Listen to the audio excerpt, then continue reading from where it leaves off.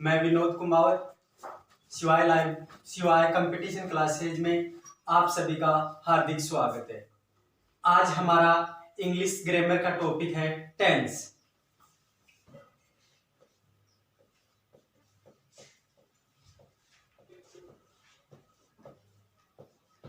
देखो दोस्तों, टेंस का अर्थ होता है काल, और इसे शाब्दिक और सरल रूप में लिखे तो इसका अर्थ होता है समय। दोस्तों, सबसे पहले हमें समझना होगा कि टेंस होता क्या है। तो हम सबसे पहले इसकी डेफिनेशन देखेंगे कि क्या होता है ये। कि टेंस से हमें किसी कार्य का और जो कोई हम कार्य करते हैं उस कार्य करने के समय का पता चलता है। डेफिनेशन क्या है दोस्तों? कि टेंस के माध्यम से हम जो कोई काम करते हैं उस काम के करने का समय का पता चलता है। तो इसमें काम और समय अर्थात वर्क एंड टाइम का ये हमें पता चलता है। तो दोस्तों, कि टेंस से हमें किसी काम का और उस जो काम करेंगे उसके समय का पता चलेगा।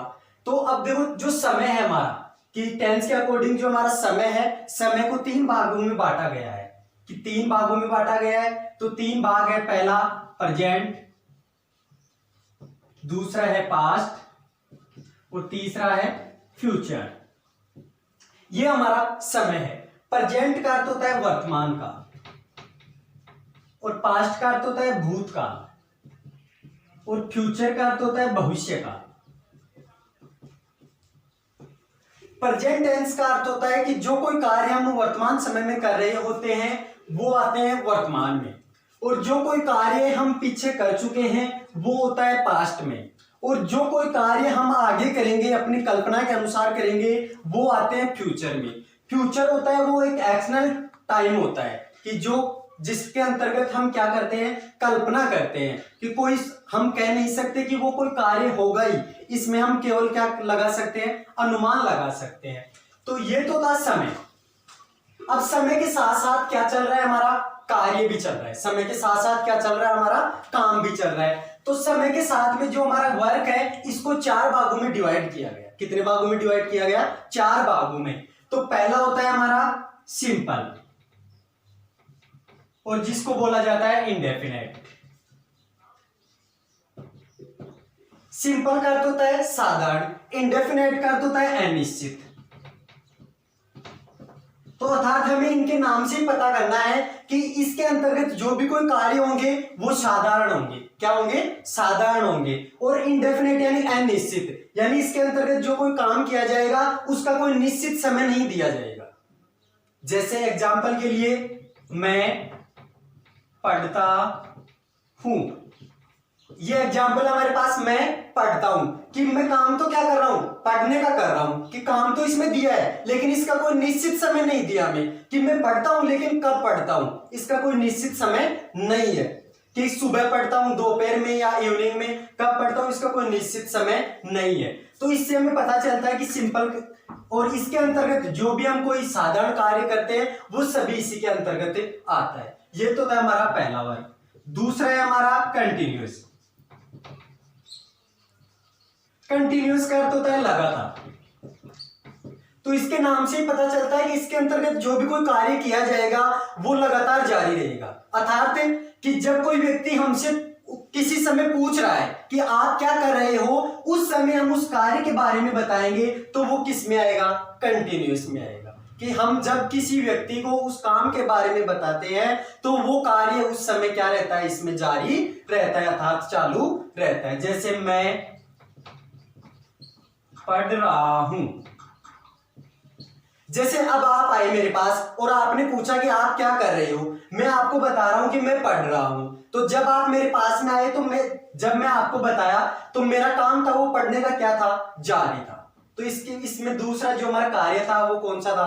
कंटिन्यूअस। जो हमारा तीसरा है वो है परफेक्ट। परफेक्ट का अर्थ होता है पूर्ण। परफेक्ट का अर्थ क्या होता है?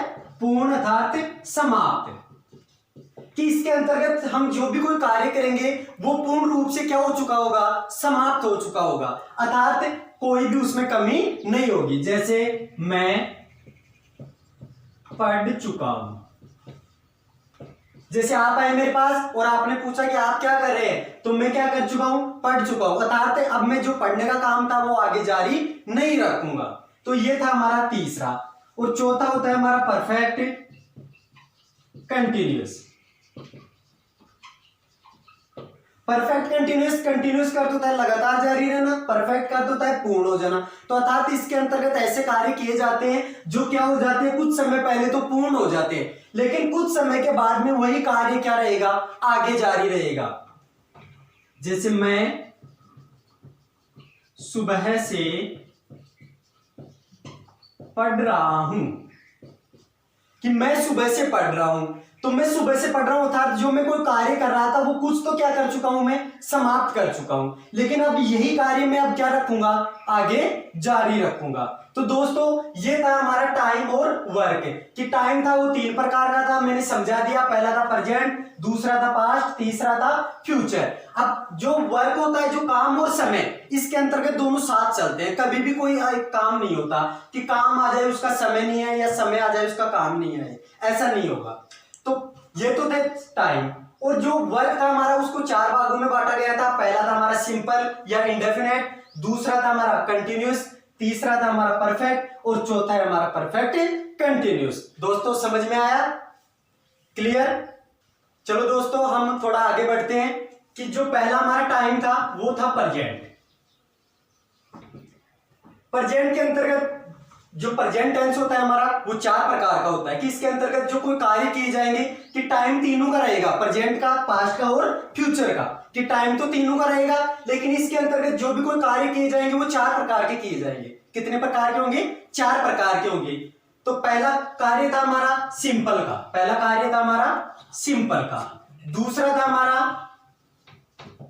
कंटिन्यूअस का, तीसरा था हमारा परफेक्ट का और चौथा था हमारा परफेक्ट कंटिन्यूअस का। ठीक है दोस्तों, अब देखो अब हमें मिलाना कैसे इनको, कि पहला प्रेजेंट किया था हमने, दूसरा पास्ट किया था और तीसरा किया था हमने फ्यूचर। कि दोस्तों अब इसके अंतर्गत कार्य तीनों में सेम होंगे, वही 4 प्रकार के होंगे। प्रेजेंट में 4 होंगे, पास्ट में भी और फ्यूचर में भी।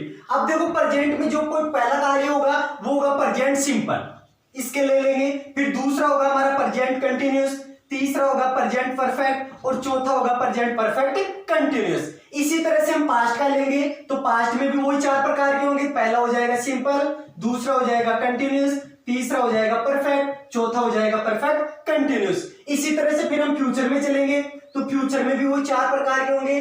पहला आ जाएगा सिंपल, दूसरा हो जाएगा कंटिन्यूअस, तीसरा हो जाएगा परफेक्ट और चौथा हो जाएगा परफेक्ट कंटिन्यूअस। तो 1 के 4 भाग हो गए, तो तीनों को मिलाकर के दोस्तों कितने भाग हो गए? 4 into 3 = 12, यानी 12 प्रकार के हमारे क्या हो गए, तीनों को मिलाकर के टेंस हो गए। दोस्तों आप इनको नोट कर सकते हो।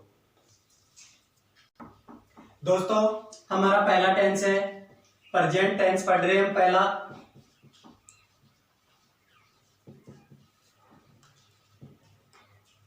कि प्रेजेंट का अर्थ होता है वर्तमान काल, कि वर्तमान काल का अर्थ होता है जो समय हम अब चल रहा है, अर्थात जो कोई कार्य हम वर्तमान समय में कर रहे हैं वो सभी किस में आते हैं? प्रेजेंट टेंस में आते हैं। तो इसका जो पहला वर्ग था कि ये तो टाइम है, कि इसके जो कोई कार्य होते हैं वो 4 प्रकार के होते हैं। तो टाइम तो कौन सा ले रहे हैं हम? प्रेजेंट का। टाइम तो कौन सा ले रहे हैं हम? प्रेजेंट का। और वर्क कौन सा ले रहे हैं हम? सिंपल। वर्क कौन सा ले रहे हैं? सिंपल, या इसी को क्या बोला जाता है दूसरे नेम से? इंडेफिनेट। अब दोस्तों इसके नाम से ही हमें ध्यान रखना है, इसमें कोई रटने वाली चीज नहीं है, केवल इसको सेंस करना है, समझना है। कि सिंपल का अर्थ होता है साधारण, इंडेफिनेट का अर्थ होता है अनिश्चित। कि हम बोलते रहते हैं कि मैं ये काम तो डेफिनेट कर लूंगा, तो आप जानते हो डेफिनेट का अर्थ होता है निश्चित, तो इन लग गया तो इंडेफिनेट हो गया, तो इसका अर्थ हो गया अनिश्चित। तो अब समय तो रहेगा हमारा प्रेजेंट का और टाइम रहेगा हमारे पास, जो वर्क होगा वो होगा सिंपल या इंडेफिनेट। अब देखो दोस्तों इसके अंतर्गत क्या किया जाता है कि इसके अंतर्गत हमें कोई कार्य तो दिया जाएगा, इसके अंतर्गत हमें कोई कार्य दिया जाएगा, लेकिन उस कार्य करने का हमारे पास कोई निश्चित टाइम नहीं होगा। जैसे एग्जाम्पल के लिए हम, और जो इसकी पहचान होती है वो होती है हिंदी वाक्यों की क्रिया के अंत में ता है, ती है, ते है, ताऊ ये शब्द आते हैं। कि इसकी जो हिंदी जो क्या होता है इसके अंतर्गत जो इसकी परिभाषा है वो मैं इसमें लिख रहा हूं कि इसके अंतर्गत कार्य दिया जाएगा, कार्य दिया जाएगा, लेकिन उस कार्य का कोई निश्चित समय नहीं होगा। जो हमारी हिंदी पहचान थी वो है कि जो क्रिया होती है उसके अंत में ता है, ती है, ते है, ताहू आदि शब्द लगे होते हैं। और इसके अंतर्गत ऐसे वाक्य आते हैं दोस्तों कि जो भी काम हम रोज करते रहते हैं वही, जैसे उठना, बैठना, सोना, पीना, खेलना, लिखना, पढ़ना, ये क्या होता है जो रेगुलर एक्शन करते हैं, जो हैबिचुअल एक्शन होती है हमारी आत्म कार्य होते हैं वो इसके अंतर्गत चलते रहते हैं। कि जो अब तो था इसका प्रेजेंट सिंपल का, लेकिन अब इसमें जो हम वाक्य बनाएंगे वो कितने प्रकार से बनाए जाते हैं, वो बनाए जाते हैं दोस्तों 4 प्रकार से। कितने प्रकार से बनाए जाते हैं दोस्तों? 4 प्रकार से। तो उसका जो पहला सेंटेंस होता है वो होता है पॉजिटिव। कौन सा होता है दोस्तों? पॉजिटिव, या इसी को बोला जाता है अफर्मेटिव। क्या बोला जाता है दोस्तों? अफर्मेटिव। पॉजिटिव का अर्थ होता है साधारण वाक्य। और साधारण वाक्य कौन सा होता है दोस्तों?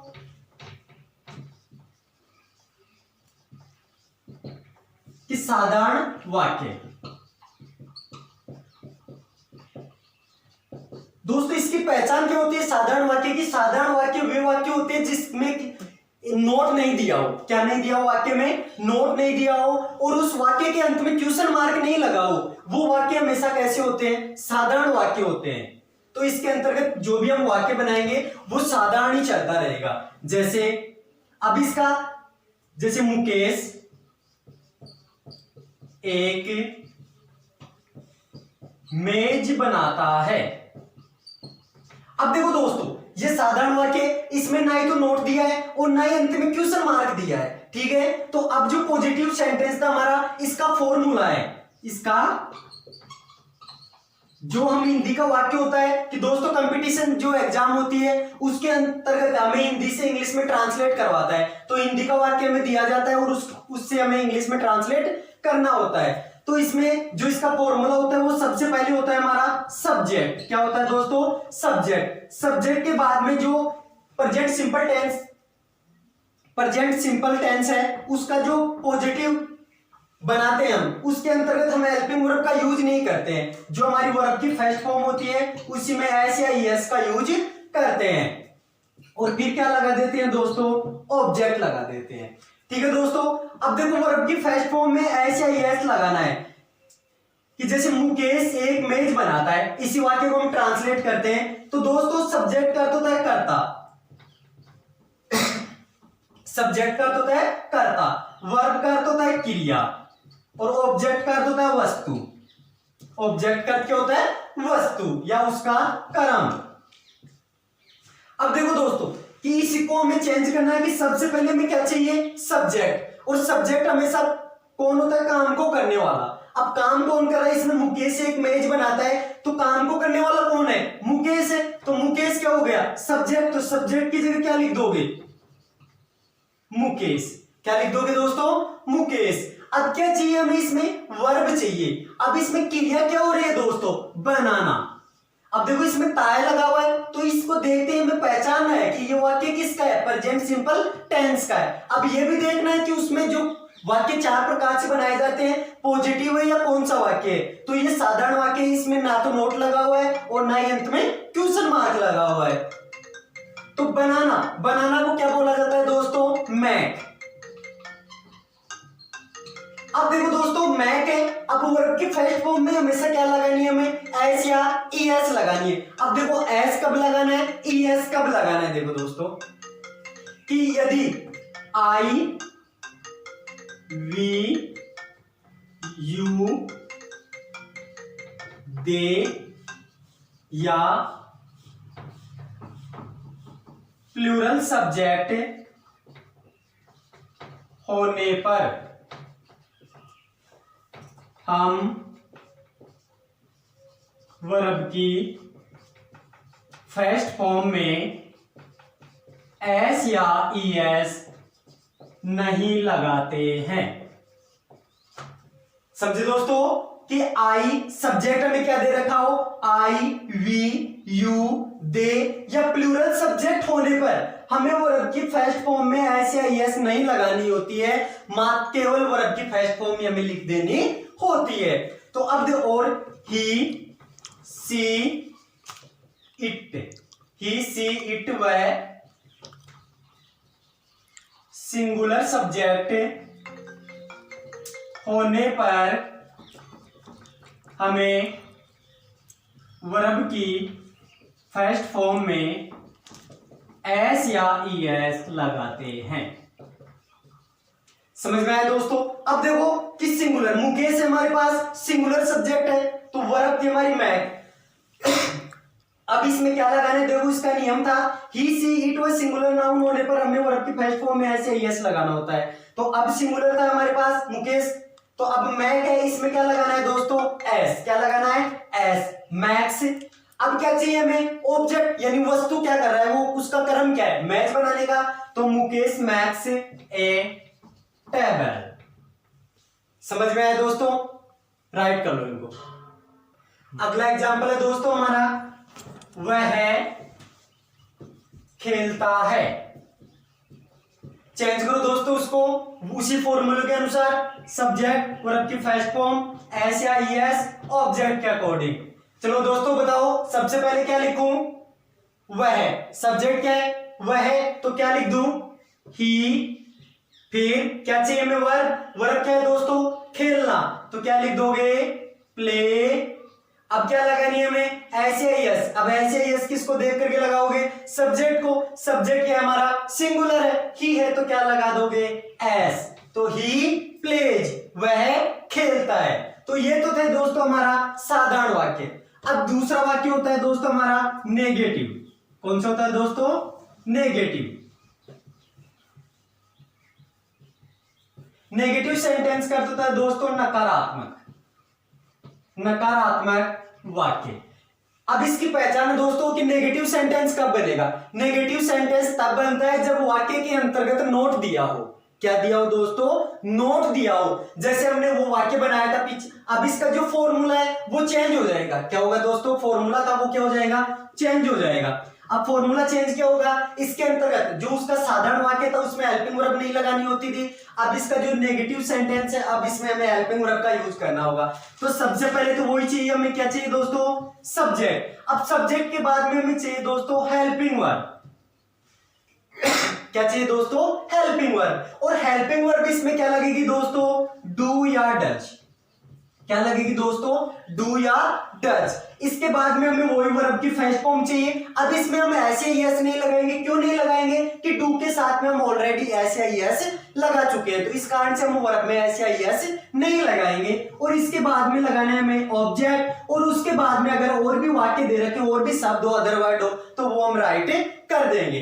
अब देखो जैसे वो वाक्य था हमारा, मुकेश एक मेज नहीं बनाता है।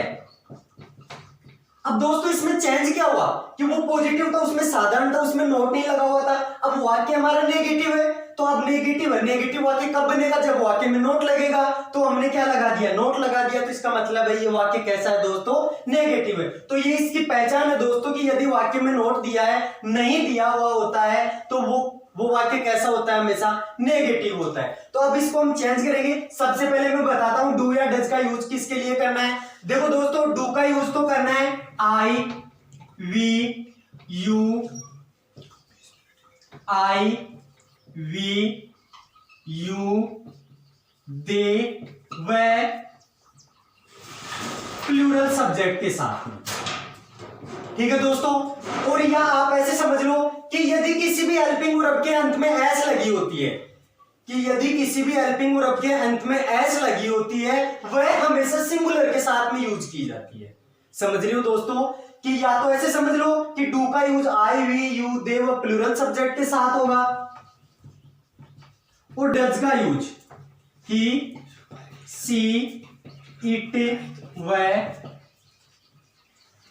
सिंगुलर नाउन के सिंगुलर सब्जेक्ट के साथ में होगा। या इसका रामबाण इलाज है दोस्तों हेल्पिंग वर्ब लगाने का कि जिस भी हेल्पिंग वर्ब के अंत में एस लगी होती है उस हेल्पिंग वर्ब को हम सिंगुलर सब्जेक्ट के साथ में काम में लेते हैं। अब इसको हमें चेंज करना है दोस्तों, और अभी इसका एक सेंटेंस है when used singular noun, when used, मैं यहां लिख देता हूं दोस्तों, व्हेन यूज्ड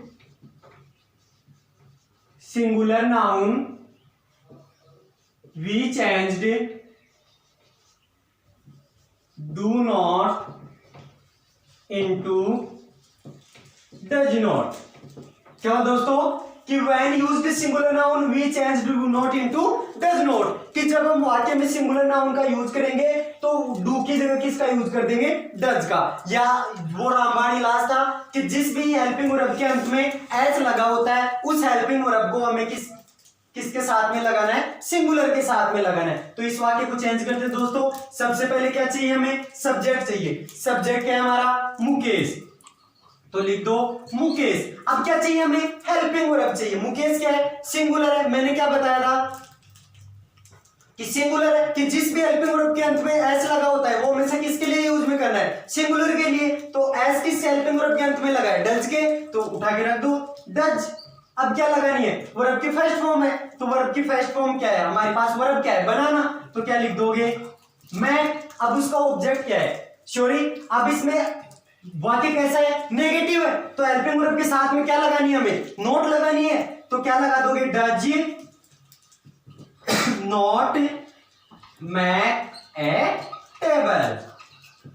समझे दोस्तों, नोट करो दोस्तों कि इस जो हमारा टॉपिक था, इस टॉपिक में जो भी बात आपको समझ में नहीं आई वो बात हमें कमेंट बॉक्स के माध्यम से हमें बता सकते हैं। उसका हम क्या करेंगे, मनन करेंगे, और आगे वाली जो हमारी क्लास होगी उसमें आपको स्पष्ट रूप से बताया जाएगा। लेकिन दोस्तों आपसे मेरी एक विनती है, इस चैनल को ज्यादा से ज्यादा लाइक करना है, शेयर करना है और सब्सक्राइब करना है, कि जितने भी जो सोशल मीडिया का जो माध्यम है उसी के माध्यम से ज्यादा पब्लिसिटी करने का कष्ट करें।